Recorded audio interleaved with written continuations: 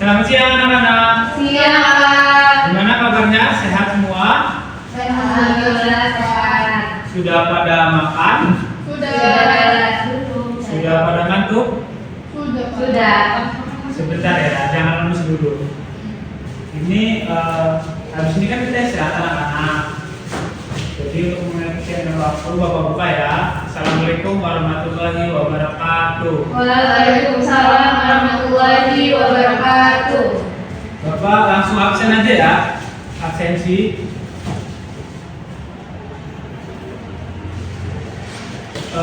Kami ini Sabrina, Sylvia Aziza, Nuran Nabi Parama, Siti Supiani, hadir semua ya.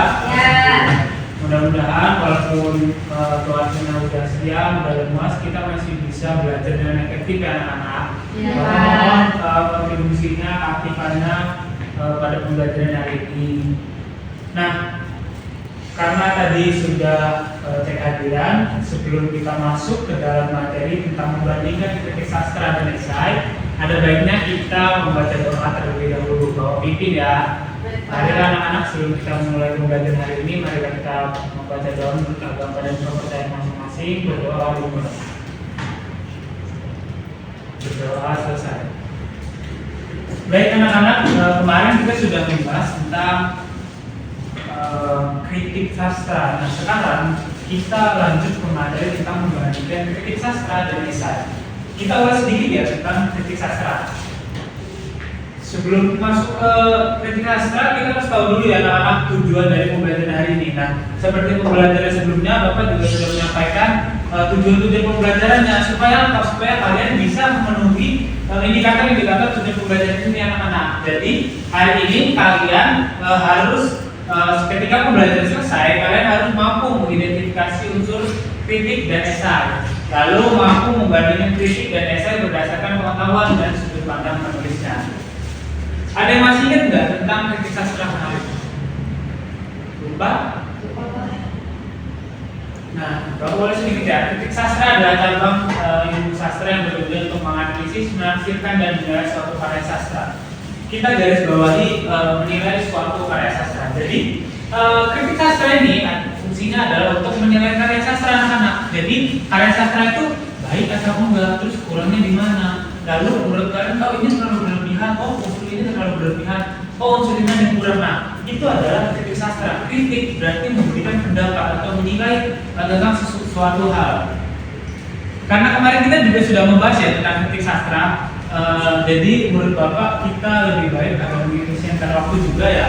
Kita langsung ke pengertian esai.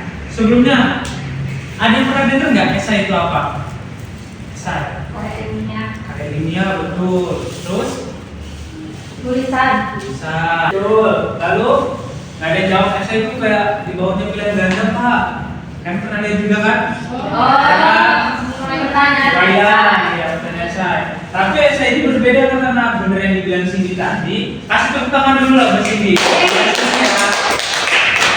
Nah, esai adalah sebuah karya tulis yang mengungkapkan pandangan pribadi penulis terhadap sesuatu topik tertentu. Nah, esai ini bisa berupa opini, analisis, interpretasi atau refleksi. Nah, jadi esai ini dituliskan oleh kita untuk mengungkapkan pandangan terhadap suatu topik atau suatu isu tertentu. Umumnya anak-anak, esai itu mengangkat tentang fenomena atau isu tertentu yang sedang hangat di perbincangan saat ini. Sekarang apa yang sedang hangat diperbincangkan?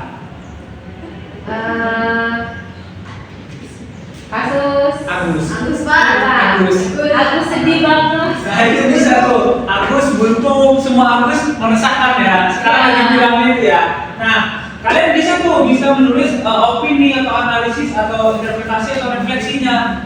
Cindy bisa diperhatikan sebentar.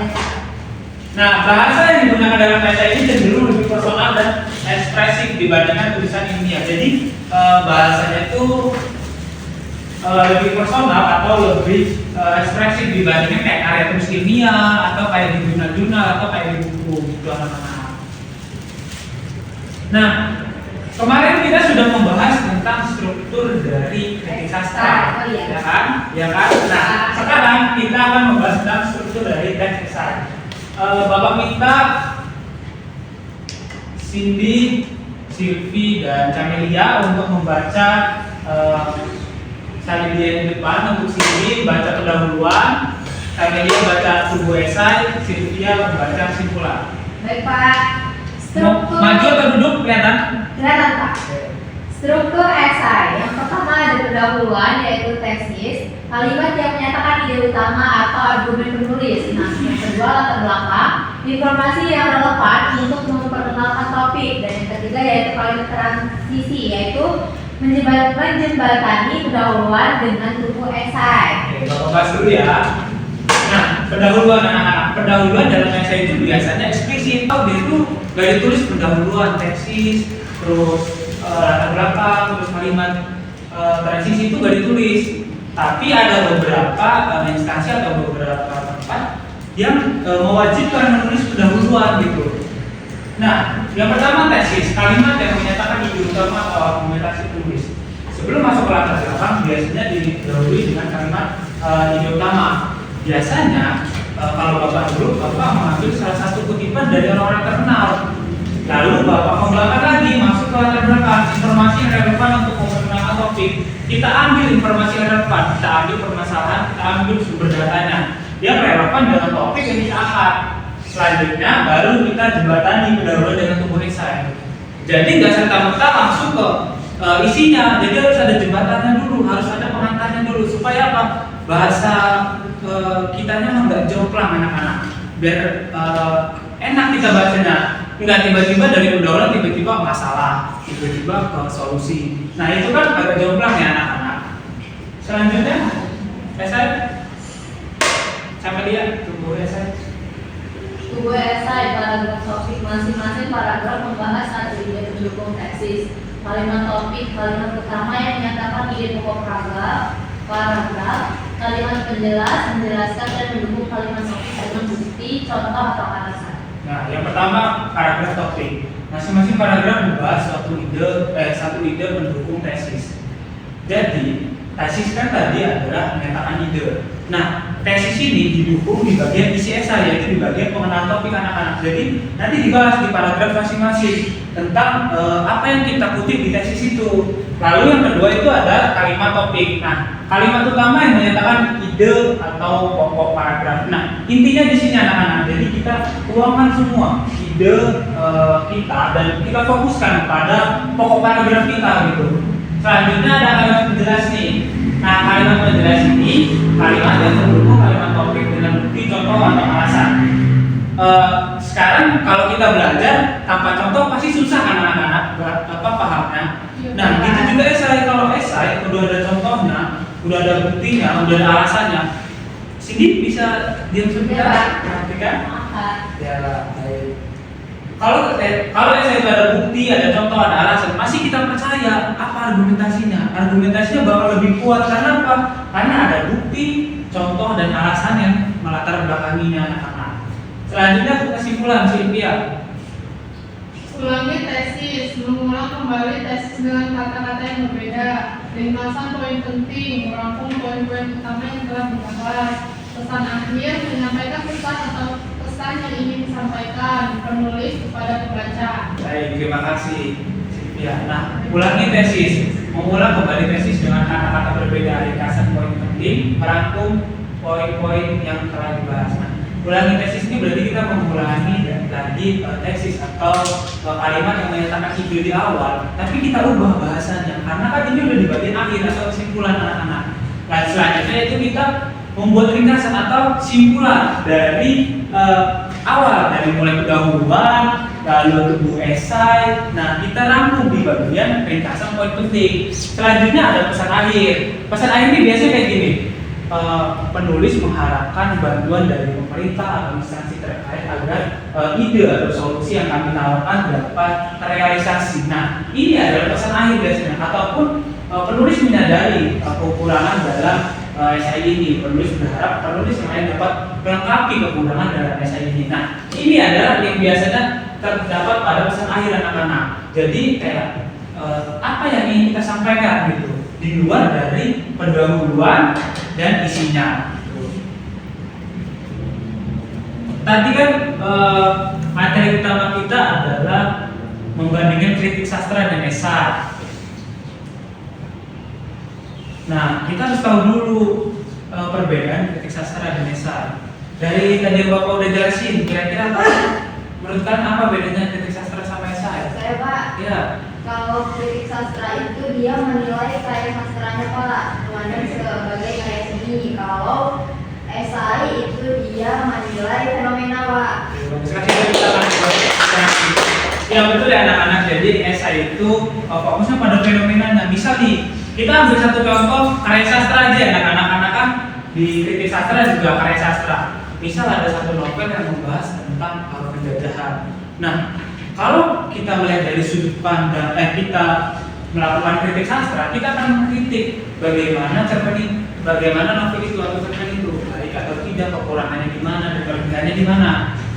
Lalu kita menggunakan teori-teori yang pasti. Nah, kalau untuk esai itu melihat fenomenanya atau hal-hal yang terjadinya kayak fenomena penjajahannya, fenomena intimidasinya, itu permasalahan-permasalahan yang diangkat di esai.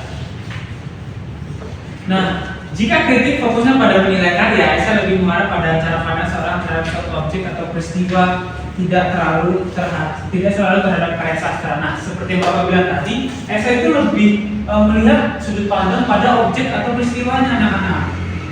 Nah, karena tadi kita materi utama kita tadi adalah membandingkan kritik sastra dan esai, Bapak akan memberikan satu contoh esai dan karya sastra dan kritik sastra, maaf.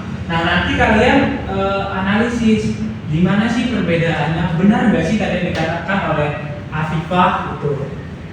Bapak kirim ke grup ya anak-anak. Iya Pak. Oh iya, Bapak bagi kelompok dulu ya untuk Sylvia Aziza dengan Nurani Afifah, Camila dengan Cindy. Nanti masing-masing dari kalian menjelaskan hasil dari diskusi kalian. Baik Pak. Sudah Bapak kirim di grup ya anak-anak.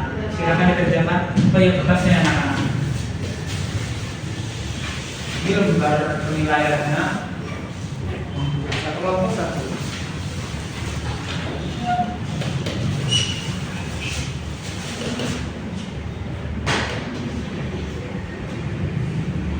Dibaca dengan teliti, waktu masih banyak memang.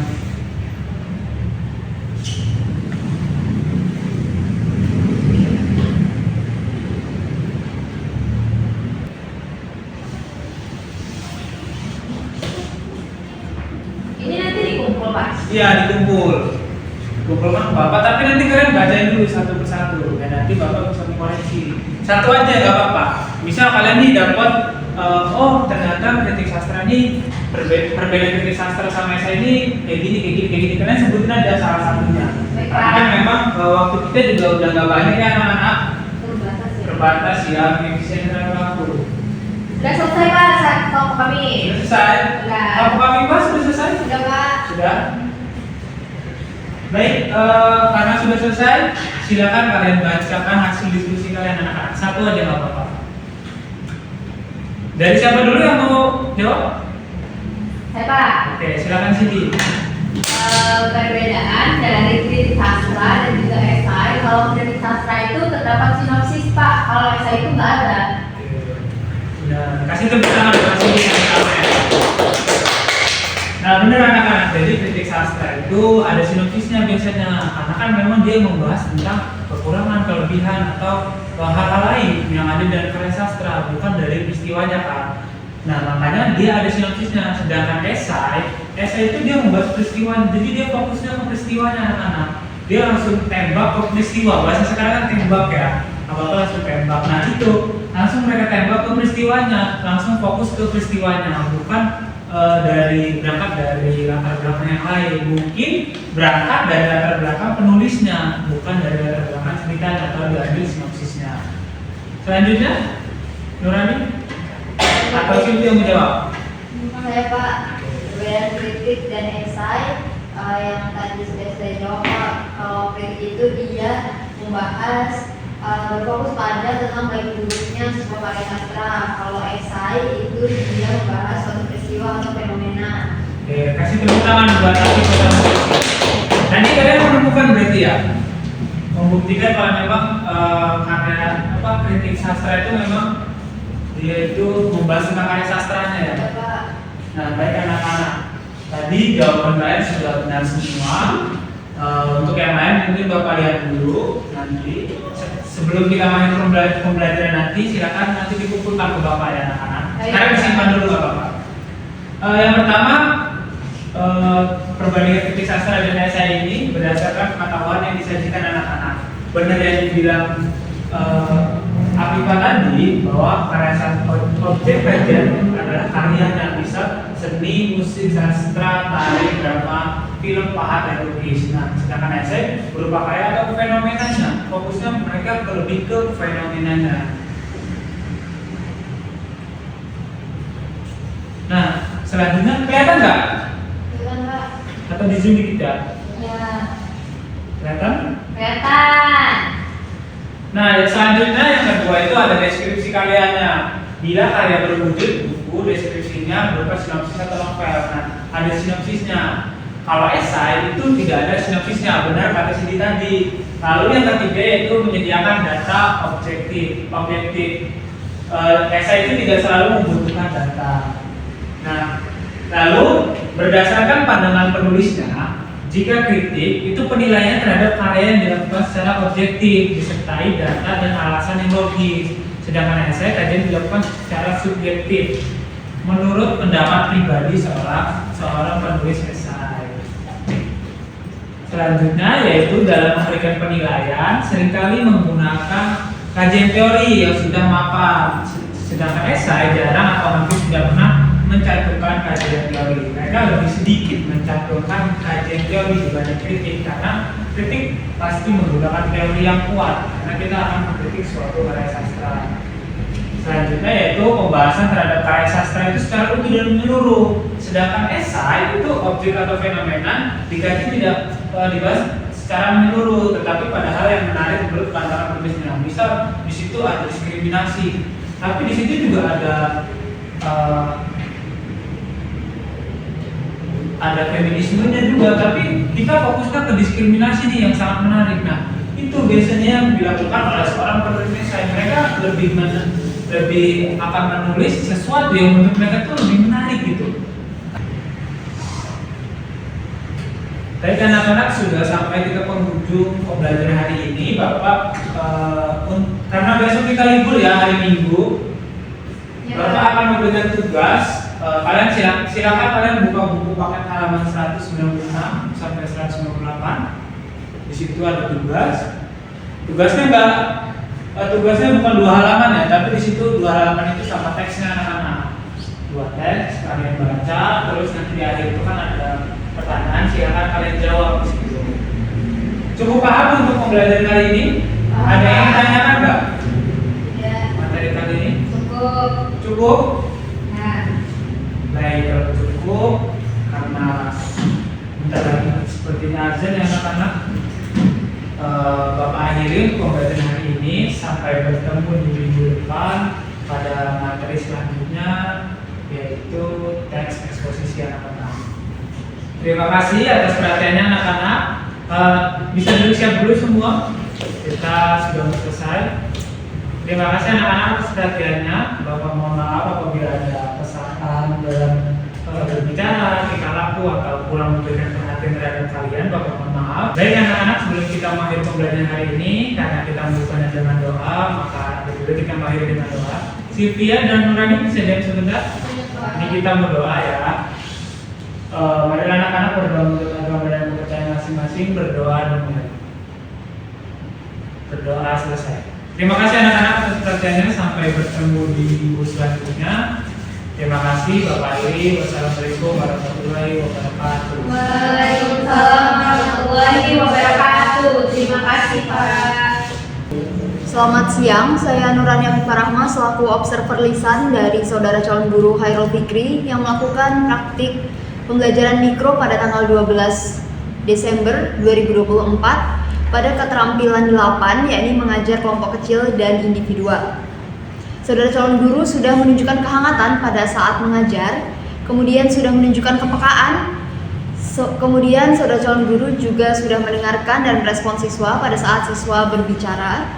Saudara calon guru juga sudah membangun hubungan saling mengerti dengan siswa dengan cara memberikan pertanyaan untuk siswa mengemukakan pendapat dan mengerti jawaban dari siswa, kemudian memberikan pengertian juga terhadap siswa.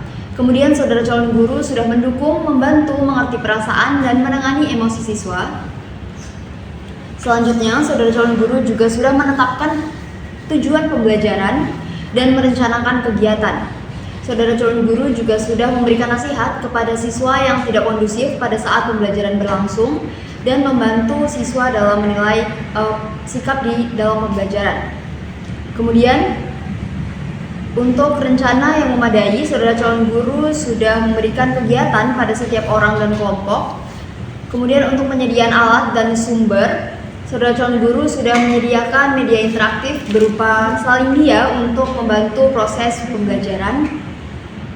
Kemudian saudara calon guru sudah memberikan pendekatan yang menyenangkan dengan menantang siswa untuk berpikir melalui pertanyaan-pertanyaan yang dapat memacu siswa untuk berpikir secara kritis dan mendorong siswa untuk mengemukakan pendapatnya. Kemudian saudara calon guru juga sudah memotivasi siswa untuk menyelesaikan tugas-tugas yang diberikan. Baik, saya rasa cukup. Sekian dari saya. Terima kasih dan selamat siang.